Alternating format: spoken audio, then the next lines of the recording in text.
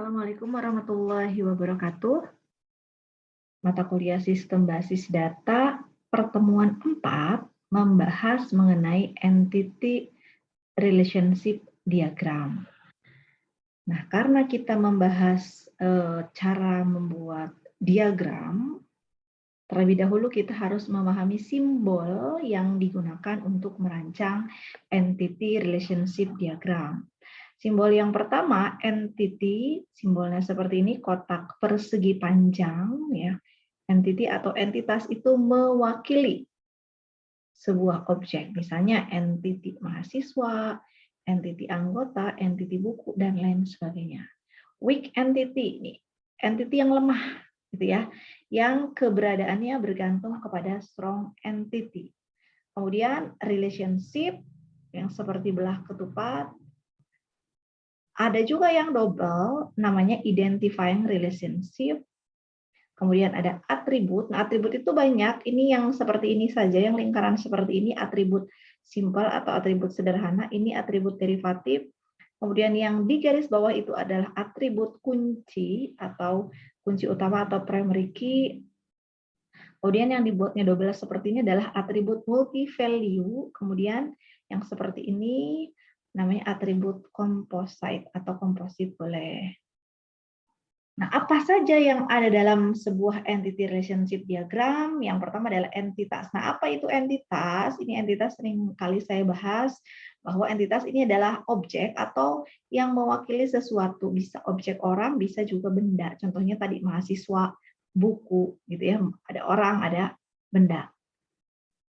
Kemudian relationship itu hubungan. Jadi ketika kita akan merancang sebuah database, kita menggambarkan relasi database-nya dengan menggunakan entity relationship diagram. Nah, ketika ada sebuah entitas dengan entitas yang lain akan dihubungkan, nah yang menghubungkan itu namanya relationship. Kalau dalam simbol di dalam entity relationship diagram itu adalah belah ketupat. Entity, kemudian entity, di tengah-tengahnya ada relationship. Misalnya, mahasiswa mengambil mata kuliah, entitas mahasiswa dengan entitas mata kuliah, gitu. Nah, mengambil ini adalah relationship. Kemudian atribut. Atribut ini adalah elemen data yang membentuk entitas, atau bisa disebut juga adalah cirinya. Ya, kalau tadi mahasiswa berarti atributnya adalah NIM, nama, alamat, nomor telepon, dan sebagainya. Itu adalah atribut. Nah, atribut juga ini terbagi menjadi banyak. Atribut kunci itu biasanya mengidentifikasi sesuatu yang uniknya, misalnya mahasiswa, NIM, buku, misalnya kode buku, dan lain sebagainya. Mata kuliah, kode mata kuliah. Pegawai, nomor induk pegawai. Nah, itu adalah atribut kunci. Kalau atribut simbol, atribut biasa, nama, alamat, seperti itu, atribut simbol. Kemudian indikator tipe, ini terbagi dua, indikator tipe asosiatif objek dan indikator tipe super tipe. Ya. Kemudian untuk entity set, ini ada strong entity, itu sebuah entity yang satu atau lebih atributnya ini digunakan oleh entity set yang lain sebagai kunci. Kita gambarkan dengan kotak persegi panjang yang tadi gambarnya ditampilkan di awal. Misalnya, E adalah entity set dengan atribut A1, A2, sampai dengan AN. Maka entity set tersebut direpresentasikan dalam bentuk tabel E yang terdiri dari N kolom, di mana setiap kolom berkaitan dengan atributnya. Nah, kemudian weak entity. Nah, ini weak entity ini bergantung keberadaannya kepada si strong entity tadi atau entitas yang kuat tadi. Digambarkan dengan kotak persegi 4 yang bertumpuk. Ya. A adalah weak entity set dari atribut A1, A2, AR, dan B. Adalah strong entity set dengan atribut B1, B2, sampai dengan BS. Di mana B1 adalah atribut primary key, maka weak entity-nya direpresentasikan berupa tabel A. Misalnya tunjangan adalah weak entity, strong entity-nya adalah pegawai. Nah, tunjangan ini memiliki ketergantungan kepada si pegawai.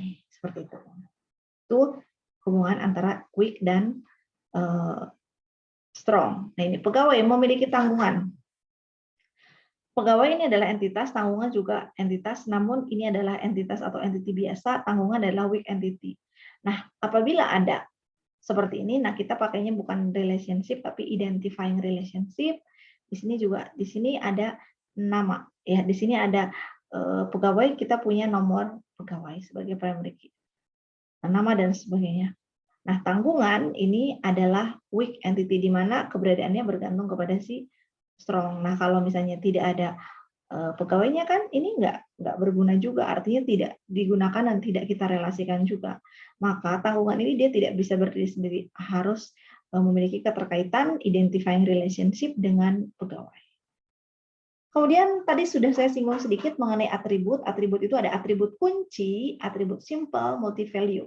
Kunci seperti yang tadi, mahasiswa punya nih mata kuliah, punya kode mata kuliah, dosen punya kode dosen, misalnya seperti itu atribut kunci. Kunci ini adalah sesuatu yang unik. Apakah nama bisa jadi kunci? Sebaiknya tidak. Bisa. Kalau ditanya bisa nggak? Bisa. Tapi sebaiknya tidak digunakan. Kenapa? Karena nama itu kemungkinan ada yang sama. Maka kita identifikasi untuk atribut kuncinya misalnya adalah nomor induk mahasiswa. Gitu. Karena unik, nggak mungkin ada yang sama, nggak mungkin double seperti itu. Atribut simpel, atribut yang memiliki nilai tunggal, nama itu atribut simpel, alamat atribut simpel saja boleh. Multi value, atribut yang memiliki sekelompok nilai untuk setiap instan entity. Nah, untuk yang selanjutnya ada namanya atribut komposit. Atribut yang terdiri dari beberapa atribut yang lebih kecil dan mempunyai arti tertentu. Contohnya nama pegawai yang terdiri dari nama depan, nama tengah, nama belakang. Multi value misalnya tadi gelar, itu boleh seperti itu ya. Derivatif, atribut yang dihasilkan dari atribut yang lain. Misalnya kita inputkan tanggal lahir, itu nanti muncul usianya berapa. Gitu. Kalau kita pilih provinsi muncul kotanya, itu derivatif namanya. Terkait dengan tadi kan sudah entity, kemudian sudah atribut simple, ya, atribut kunci, terus ada juga selain daripada atribut simpel dan atribut kunci, ada juga atribut multi value. Kemudian ada atribut komposit, gitu. Nah, ada namanya mapping cardinality atau kardinalitas relasi. Apa yang dimaksud dengan kardinalitas relasi? Yang menjelaskan bagaimana hubungan. Jadi kalau tadi saya bicara mengenai mahasiswa dengan mata kuliah, bagaimana sih itu relasinya? Gitu. Nah, itu pemetaan relasi itu bagaimana? Nah, itu adalah mapping cardinality. Jadi ada one to many, dan many to many. One to one, satu ke satu. Misalnya, mahasiswa, entitas mahasiswa ke entitas jurusan one to one. Satu mahasiswa mengambil satu jurusan. Oke, terus one to many. Satu jurusan memiliki banyak mata kuliah. Gitu. Atau bisa juga satu mahasiswa mengambil banyak mata kuliah. Itu one to many. Kemudian many to many. Banyak mahasiswa memiliki banyak nilai. Misalnya itu many to many. Jadi kita selain kita menentukan dalam merancang ERD ya, selain kita menentukan entitasnya, kita menentukan atributnya, mana atribut kunci, mana atribut simpel, kita menjelaskan kardinalitasnya. Nah, kita harus melakukan pemetaan atau mapping mengenai hubungannya, relationship-nya. Relationship-nya itu apa? Nah, itu harus kita jelaskan. Ada one to many, dan many to many. Kemudian participation constraint, ini menjelaskan apakah keberadaan suatu entity tergantung pada hubungannya dengan entity yang lain. Ada namanya total participation constraint, ada namanya parsial. Yang dimaksud dengan total, ini keberadaan entity-nya tergantung pada hubungannya dengan entity yang lain. Di dalam diagram IR, ini digambarkan dengan dua garis penghubung antara entity dan relationship-nya. Kemudian parsial, ini tidak tergantung pada hubungannya dengan entity lain. Di dalam entity relationship diagram digambarkan dengan satu garis penghubung. Baik, kita lihat contohnya. Untuk yang contoh participation constraint, pegawai memiliki bagian, atau bagian memiliki atau mempunyai pegawai, itu boleh seperti itu dibacanya. Satu bagian memiliki banyak pegawai dimiliki oleh satu bagian. Betul ya, seperti itu total. Kenapa? Karena ini pegawai ini kan nggak mungkin dia cuma satu shift pegawai, tapi dia ada di divisi mana, di departemen apa. Mahasiswa kan nggak mungkin, mahasiswa UBSI itu nggak mungkin disebut seperti itu, tapi mahasiswa jurusan sistem informasi di mana, di UBSI seperti itu. Jadi ada namanya total participation, ya, partisipasi secara keseluruhan. Kemudian parsial, satu proyek mempekerjakan banyak pegawai atau banyak pegawai bekerja di satu proyek. Banyak mahasiswa kuliah di satu prodi gitu. Satu prodi memiliki banyak mahasiswa itu boleh sih dalam kasus-kasus seperti itu. Indikator tipe asosiatif objek berfungsi sebagai suatu objek dan suatu relationship. Nah, misalnya siswa mendaftar kursus, nah mendaftar ini dia bisa berubah menjadi satu entitas tersendiri yaitu pendaftaran, di mana pendaftaran di sini memiliki ID pendaftaran, tanggal daftar dan lain sebagainya. Itu indikator tipe asosiatif objek. Kemudian untuk yang super tipe, nah dalam konsep object oriented ada namanya inheritance dan namanya polymorphism. Kemudian ini terkait ya dengan inheritance. Indikator tipe seperti tipe terdiri dari suatu objek dan satu subkategori atau lebih pegawai. Ini pegawai honorer dan ada pegawai tetap. Mahasiswa reguler dan mahasiswa karyawan. Karyawan kontrak dan tetap, misalnya seperti itu, ya. Kemudian untuk tahapan pembuatannya, yang pertama sekali kita harus identifikasi seluruh himpunan entitas yang terlibat. Misalnya kita mau merancang sistem informasi penjualan, yang akan pakai siapa usernya? Admin. Oh, berarti admin ini adalah entitas. Barang, oh barang itu adalah entitas. Gitu ya. Transaksi, oh transaksi itu entitas. Nah itu, jadi kita harus bisa merepresentasikan, menggambarkan, membayangkan sebetulnya kita mau merancang sistem apa, di dalamnya entitas atau objek yang terlibat apa saja. Kalau sudah diketahui apa aja, tentukan atribut kuncinya. Mengapa? Karena ini adalah hal yang sangat penting. Ketika kita tidak mengetahui sebetulnya kunci apa, kita tidak bisa merelasikan. Oleh karena itu, kita harus mengetahui dulu atribut kunci dari masing-masing entitasnya. Oke. Mahasiswa kita pakai NIM, mata kuliah kita pakai kode MK, transaksi pakai ID TRX dan sebagainya gitu ya. Kemudian kita identifikasi dan tetapkan seluruh himpunan relasi antara himpunan entitas yang ada beserta foreign-key-nya. Foreign-key itu kunci tamu, ini kita sudah bahas di minggu sebelumnya. Jadi ada kunci utama, ada kunci tamu. Contoh, kita punya ID customer. ID customer dia sebagai primary key. Nah, di tabel transaksi, ID customer itu dipakai untuk mengetahui siapa sebetulnya customer yang beli produknya. Nah, maka ya ID customer di tabel transaksi dia sebagai foreign key atau kunci tamu. Dia tetap digunakan, tapi dia asalnya adalah kunci utama di tabel yang lain. Tentukan kardinalitas relasinya one to one to many, atau many to many. Lengkapi himpunannya, relasinya yang kunci atau bukan kunci. Nah, kalau logical record structures itu sendiri, itu adalah representasi dari record-record pada tabel yang terbentuk dari hasil relasi antara himpunan entitas.